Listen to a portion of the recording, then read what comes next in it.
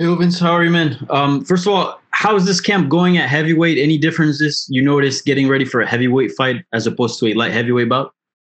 Well, first thing, I don't got to cut weight, Hmm. so that's good.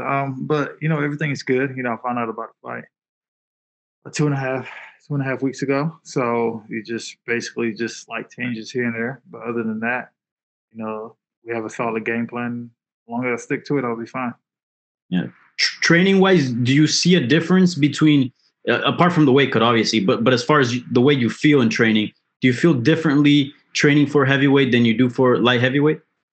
Um, I'm happy. Well, the thing is, people don't understand. Like when I cut down to 205, depending on how my cut goes, I feel good. I don't have to worry about nothing. So the stress is off of me during training camp or whatnot. So I'm essentially living my best life. Yeah. And I know you've said that you have plans to return to 205. Is that still the case? I mean, yeah. I mean, it's one of them things where if I see a fight that presents itself at heavyweight, I will take it. Well, why not? You know, Yeah. I'm a naturally 205 pounder, and like I said, as long as I stick to my diet and do everything well, usually I have an easy cut, and I usually have a great fight. Yeah. We've seen like heavyweights have a lot of success at heavyweight due to the speed difference. If you get past Ben Rothwell, I mean, he's obviously a big name. I mean, any chance that we see you stick around there and try to make a title run there? I mean, if I can, yes, definitely. I mean, why not? I'll do that in the 205 division and the heavyweight division. Okay, but after this, your plan is to return to 205. Uh, I would say that, but a lot of times I'm not the one who picked my fights. My head trainer, because he knows me better than I know myself. So if he be like, "Hey, they want this fight at heavyweight. What do you think about it?" And more than likely, if he asked me that question, he probably said yes or no already. Thank you. Good luck. Thank you. And up next, we have Damon Martin from MMA Fighting. Go ahead, Damon. Oh, Vince, I'm curious. I know Ben Rothwell is one of the bigger heavyweights in the division because we have such a wide range going from 206 to 265. So I'm curious, what are you weighing right now? Yesterday when I got in, I weighed in about like 238. Fight night, I might be 236, 237. Reason being is because the past 3 days I really haven't been doing anything, just kind of relaxing and getting my body healthy. But I think, yeah, I'm not heavy, but I feel good. I feel fast, strong. When you typically fight at 205, what kind of weight are you cutting? It depends. Like my last fight, my weight cut was pretty much amazing. I didn't like my rehydration process was good and everything. The fight before that, when I had it last April, my weight cut sucked, and I paid for it. But right now, it's no weight cut, so I'm feeling amazing.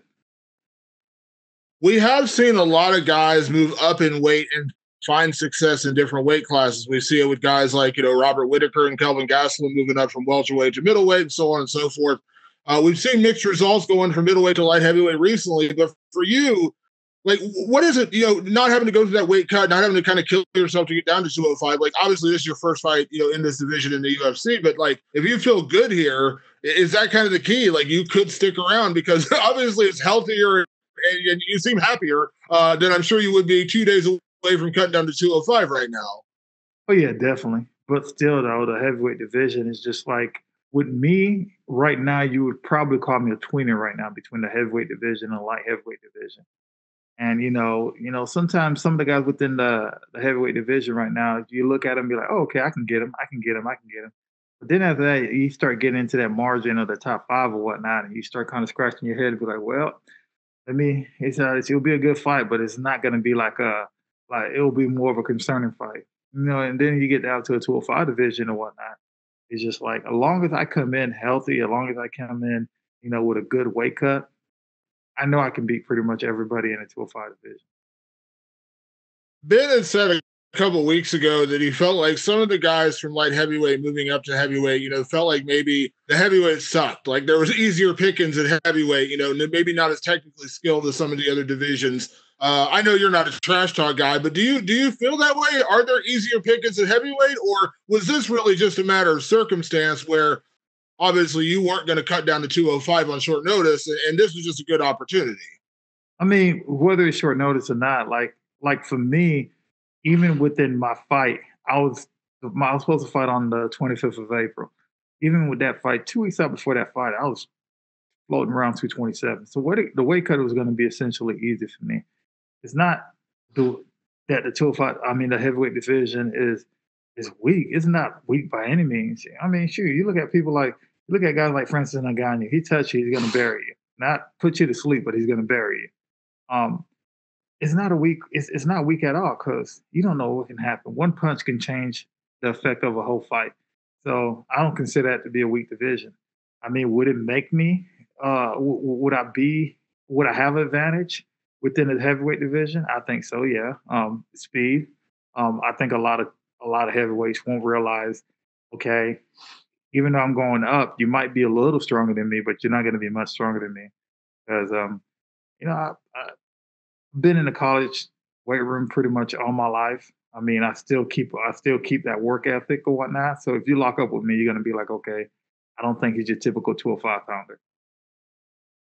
And my last question, I asked Ben about this. You guys both have a pair of really unique submissions you employ.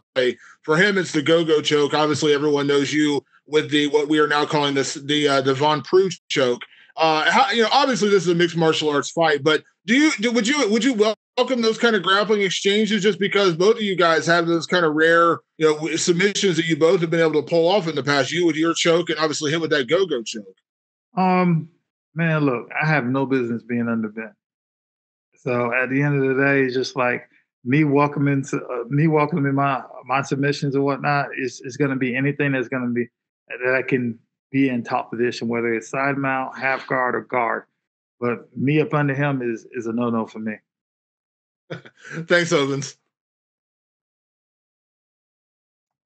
And next up, we'll go to Gabriel Gonzalez with Cage Side Press. Go ahead, Gabriel.